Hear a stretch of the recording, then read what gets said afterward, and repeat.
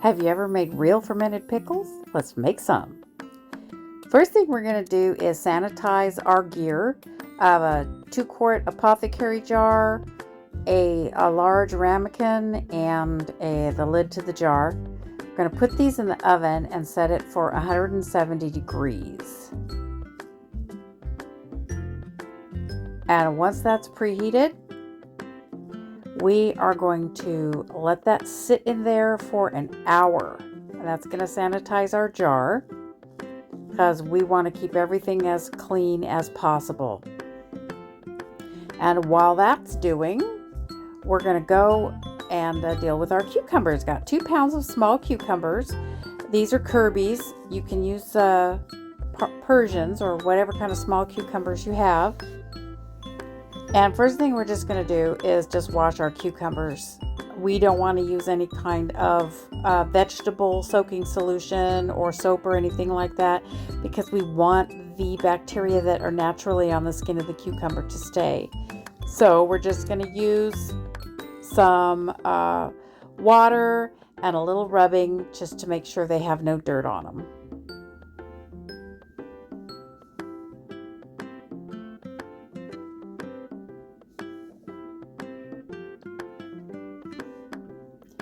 Now we're going to look at the ends of the cucumber. That's the stem end, and we don't want that one. We want the blossom end. It looks like a little round scar, and we want to take that off. Apparently there's an enzyme in there that can cause the pickles to go mushy, and we don't want that. So we're going to cut that off. Just shave it off, just less than the 1/16 of an inch. And if you see any stems on the other ends of the cucumbers sticking out, you can just trim them off too.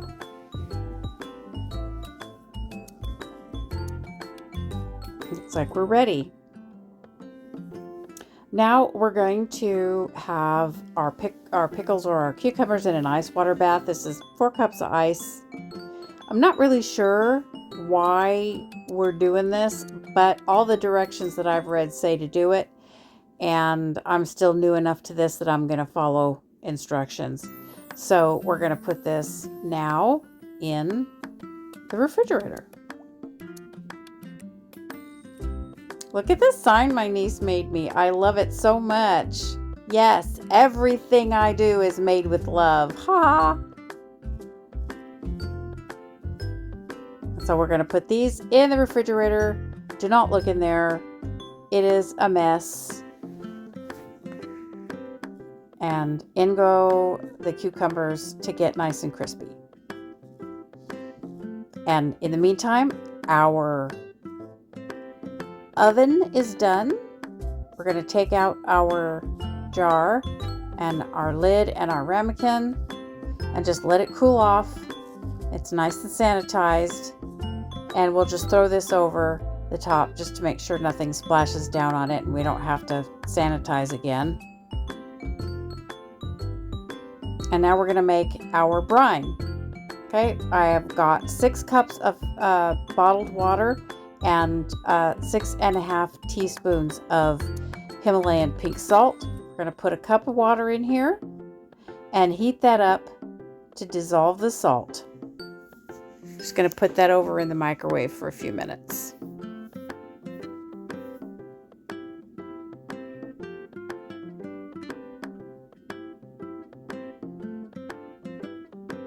And now in the meantime, we're going to show you the garlic. I'll show you how I like to peel my garlic. Take the stem end off, shave it off right like that, pull that off, and then put the garlic clove down on the board and just bop it with the heel of your hand. You don't want to mash the whole thing, you just want to crack the skin. I like to leave it whole because I like to slice the garlic for this application. I just like the look of the slices. But you can manage this any way you want to. You can leave it whole. You can just smash it real hard into little bits and just pick the skin off that way. You could chop it up, whatever. But I just like the look of the slices in the brine. And I like to nibble on a slice here and there. You can even leave it whole, but if you were going to leave it whole, I would put a lot more. Like, this is like 4 big garlic cloves. I would put like a whole head of garlic cloves, I think, if I was going to leave it whole. So there's our slices.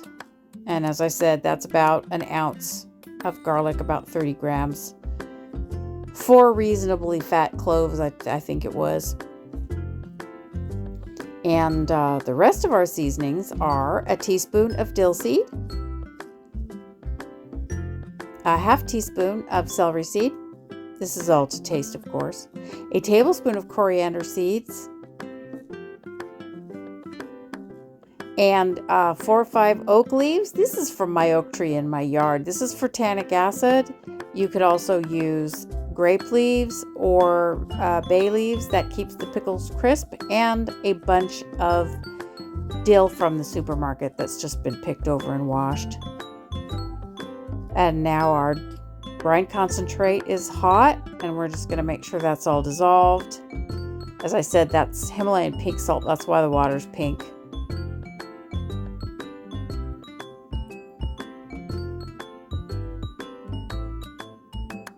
And here's our crock, or technically our jar, and our cucumbers. I'm going to go dump the water.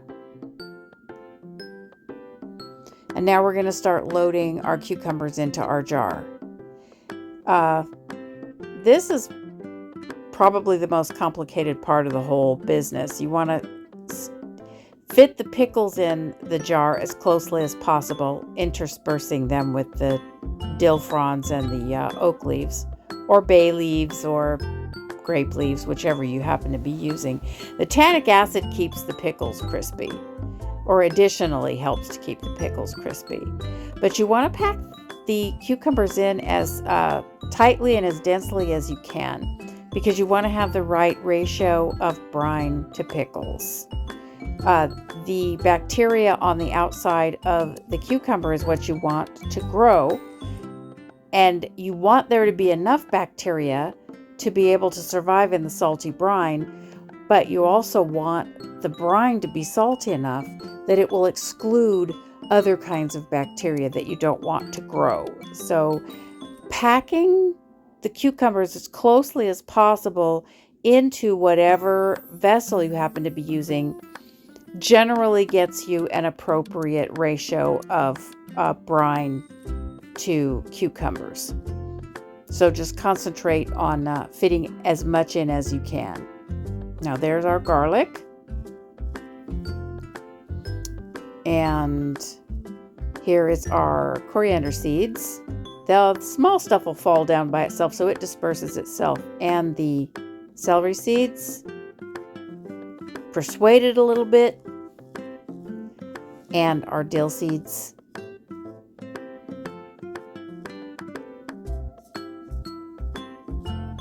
And now we're going to finish. Get all these cucumbers in here that you can. As I said, this is probably the most complicated part of the whole process, is trying to puzzle all these little cucumbers in here. But if there's 1 or 2 that you can't quite fit in, don't freak out about it. It won't make that much difference. Just cut it up and dip it in some yogurt or something. And so look, they all went in. Yay! And we're going to do the last bay leaf and the last fronds of dill. And now we're ready to continue on with brine.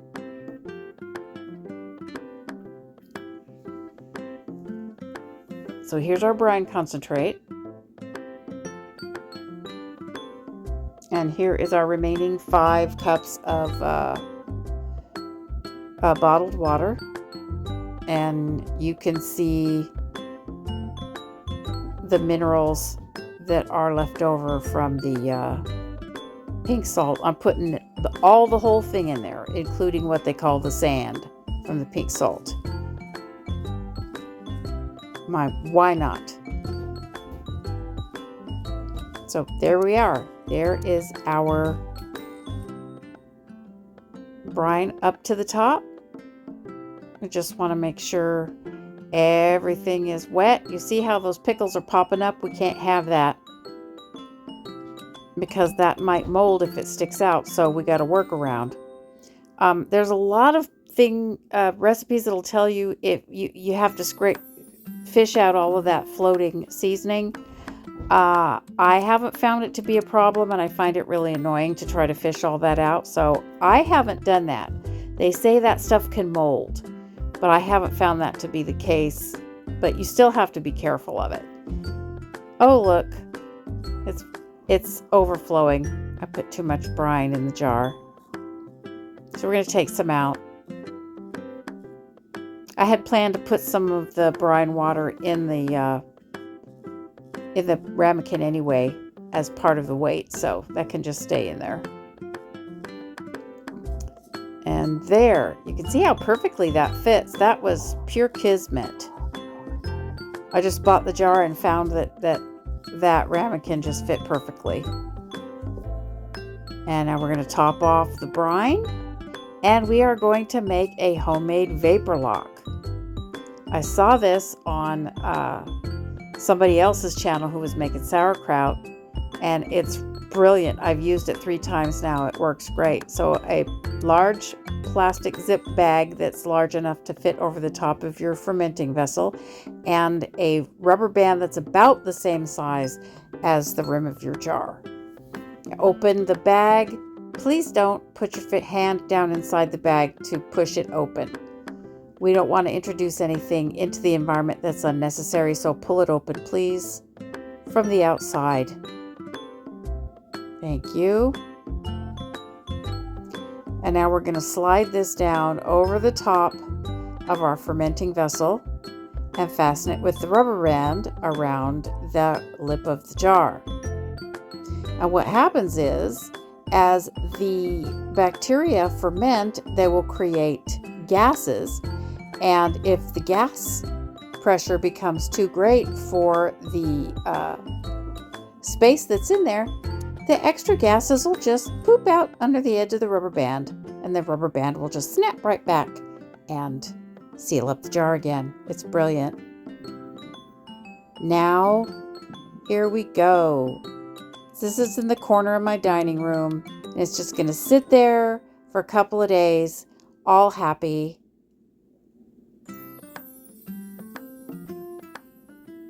Two days later, you'll notice there's a plate under there because I totally forgot about overflow.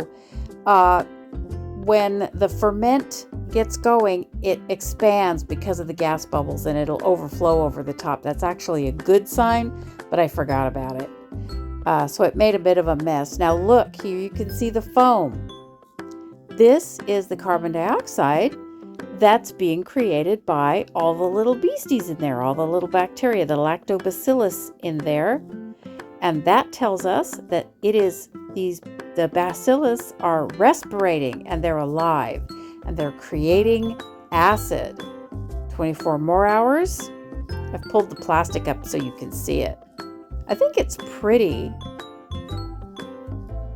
It almost looks like an aquarium. You might see, I can imagine I might see a little fish floating by, but no, of course not. But it is pretty. And I think you can see why I like the look of the garlic slices. Kind of pretty. Now, if you can look carefully, my camera here is not the best, but look carefully, you can see bubbles trapped in the little pockets of spices, that little brown pocket of seeds on the lower right. You can see the air bubbles. Those weren't there a couple of days ago. So everything's happy in there. It really is a really live environment in there, a little microbiome. Only a little while longer. And it is decanting day. You can see the pickles have changed color. They've lost some of their color, but they're still a very, very lovely color as far as pickles go. And you can see how cloudy and how much bubblier the brine is. That cloudiness is exactly what we want. And there's bubbles in there all over the place. the bubbles that we saw the other day are bigger. And look at all that. So this is exactly what we're looking for. This is exactly what we want. This is perfect. Perfect. And now we've been checking for bubbles and we've been checking for mold every day. We haven't seen anything yet. But now that we're going to decant these pickles, we're going to take a very close look. But first, we're going to sanitize our jars. These are the jars that we're going to load our pickles into. They are a ball jar and 2 repurposed pickle jars. The ball canning jar webpage will tell you not to reuse commercially available, commercially sold jam jars or pickle jars or whatever, but I do it all the time. Just make sure they don't have any chips or cracks in them, and it's fine. You can even reuse the lids. In fact, you need to reuse the lids. So here we are. We got our pot filled up with water, and we're going to put it on and we're going to bring it to a boil. But as I was saying, if you're going to repurpose pickle jars or jam jars, you do have to save the lids because it's almost impossible to find a properly fitting lid if you don't have the one that came with your jar. So now it's boiling, and we are going to let this boil. It is going to cook for 5 minutes.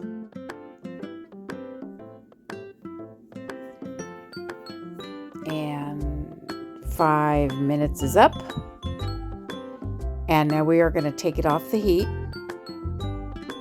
And we're going to just let the jar sit in the boiled water until we're ready to take them out. And we are also going to put our lids in now. But first we're going to set this for at least 15 minutes. These are going to stay in the hot water for 15 minutes along, as I said, with the lids. You have to sanitize the lids, but you shouldn't boil the lids. The repurposed lid jars that I'm using, this little sealing ring that's along around the inside, that'll be damaged if you boil the lids. So we don't want to do that. So we're just going to put them in to the hot water for the last 15 minutes.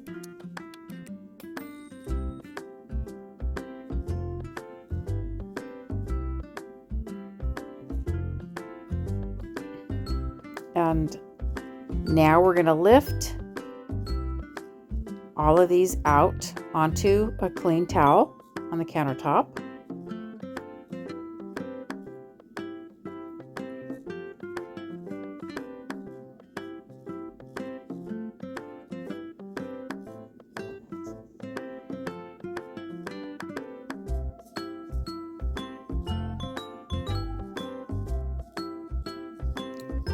It was really annoying fishing that stuff out of there.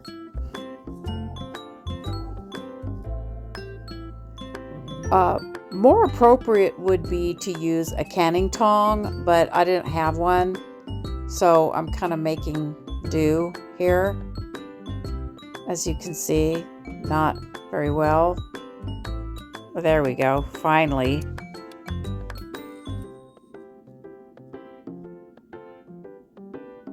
I'm going to just set this down on the clean towel.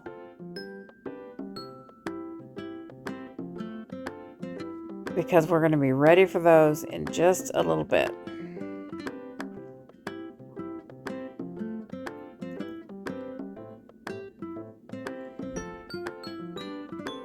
And one last lid. Come here, you little Dickens. Gotcha.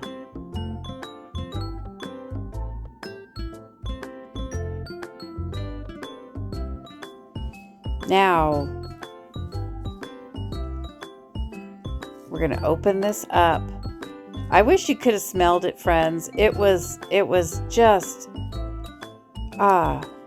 it was really, really wonderful. Now we're going to check really carefully for mold. There's a lot of foam on here, and I just was kind of paranoid that it might be white mold. It didn't appear to be. But I just wanted to make absolutely sure. Like I said, I'm still pretty new to this. And I'm still at the point where it would be very easy for me to make mistakes. So I'm just trying to be super careful. Wiping off the rim of the jar is probably overkill. But like I said, I want to give myself every advantage.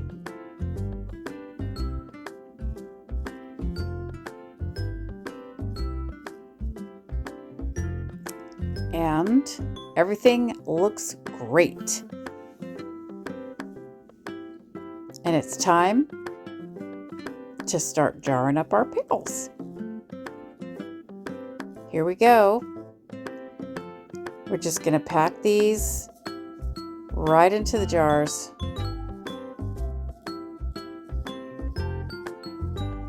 And you don't really have to worry so much about getting them as densely packed in here, because the hard part of the job has been done. The brine is absolutely alive and very vibrant, and so we'll be fine as it is. So this 2 pounds of cucumbers is going to make somewhat less than 3 quarts of pickles, because the smaller the jar, the less dense you can pack them. But I got 3 jars, approximately a quart apiece. Yeah, that's not going to work. So I was going to go and fill each jar up with brine as I went, but I figured out that wasn't going to work. So we're just going to fill up all the jars with pickles first, and then we're going to pour the brine in.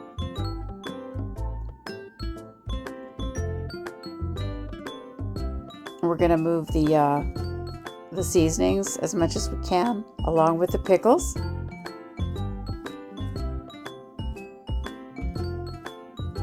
And these at this point are called half sour.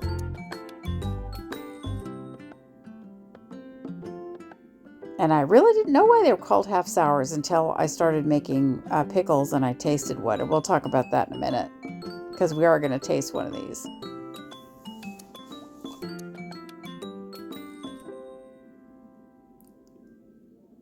But yep, just continue packing the pickles and the seasonings as you come across them into the jars.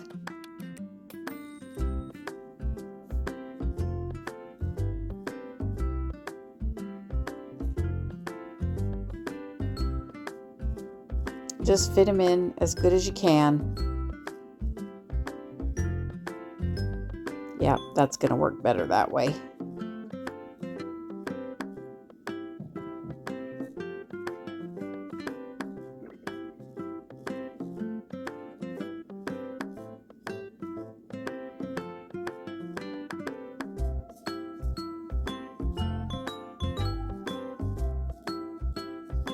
Okay, now we're going to transfer the brine from the fermenting jar into the pickle jars. We're just going to divide the brine evenly. Yeah, you don't want to throw this brine away. You want to include it, keep it, because it is still alive. In fact, some people drink it as a tonic for their gut dysbiosis. I don't know, I haven't tried that yet. I mean, the pickles are good, but ooh, that seems like a lot. I haven't gotten the guts to try it yet. And now we're going to finish transferring the pickles. We're going, this is some brine that I had left over from the initial brine that I made. I just put it in a jar in the refrigerator because I knew I'd probably need some more at the end to top off. Turns out that this was just about the perfect amount. And but I could have made some more if I had needed to with the same ratio of salt to water, and just added that. But it turned out to be the right, just the right amount.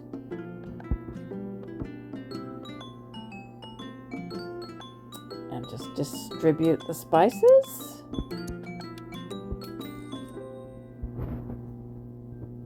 And now we're going to go ahead and lid everything up and get it in the fridge.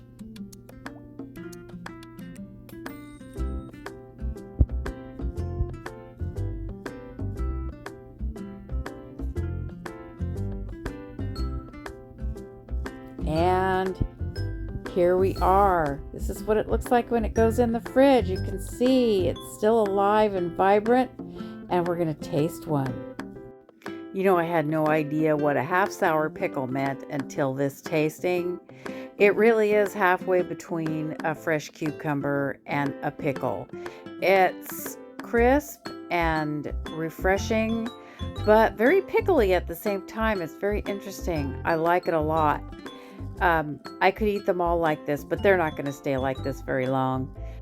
Now they go back into the refrigerator for a week. There they go. And we'll see you in a week, guys.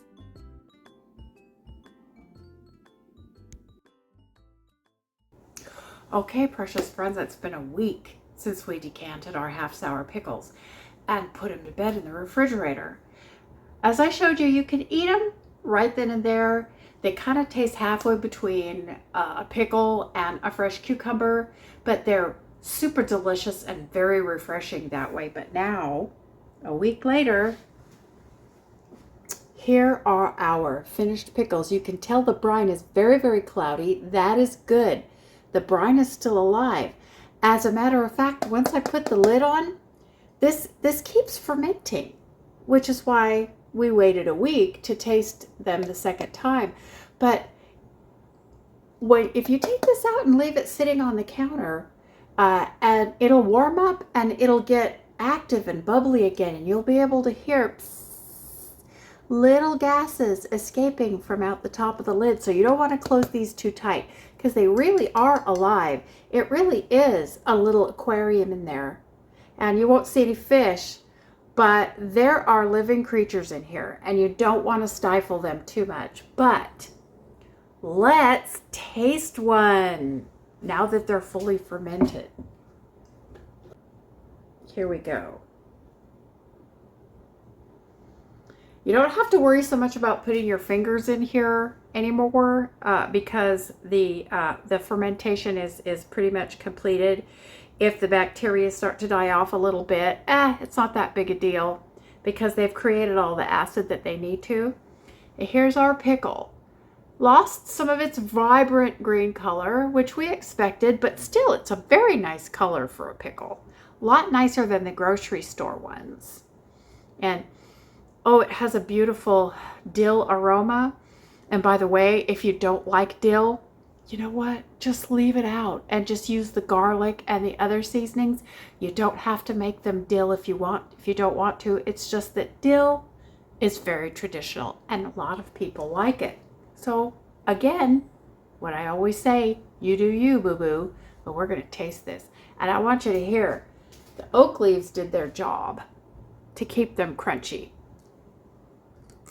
Oh! It squirted me. Ah.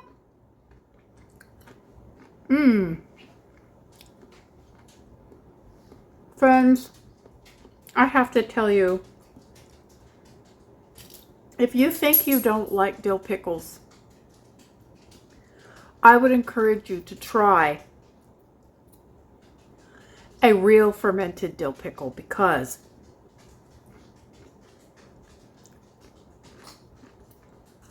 it really is so different from the pickles that you buy at the store, like Vlasic or Clausen or, Mount Olive. All of those pickles, I mean, they're fine. They're good. They're tasty. If you like them, there's no reason why you shouldn't eat them. But those are vinegar pickles. This is a fermented pickle. And it's a very, very different thing than a grocery store vinegar pickle. Oh my goodness. Not to mention the fact that people who have various and sundry kinds of gut disturbances, gut dysbiosis,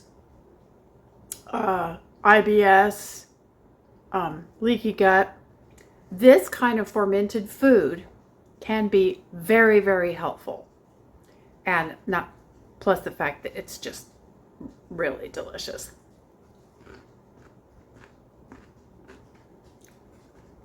Can you imagine using these little guys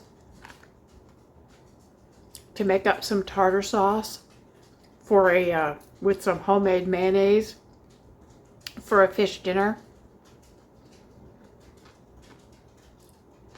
Not only is delicious, but people will be impressed. So, that's it for the pickles,